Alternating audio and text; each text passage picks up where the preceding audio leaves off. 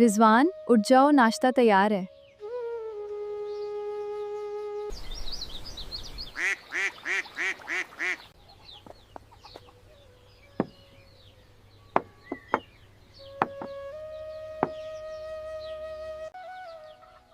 ज़ारा, आज मेरी छुट्टी है, हम बाज़ार चलते हैं। ठीक है।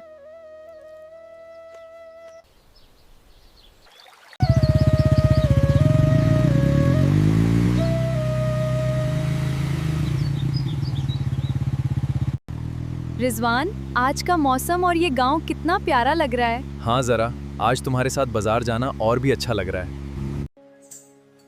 रिजवान देखें, ये चूड़ियाँ कितनी प्यारी हैं। हाँ ज़ारा, ये तुम पर बहुत अच्छी लगेंगी। रिजवान, मेरा गोलगप्पे खाने का बहुत दिल कर रहा है। चलो ज़रा, फिर दोनों मिलकर खाते हैं।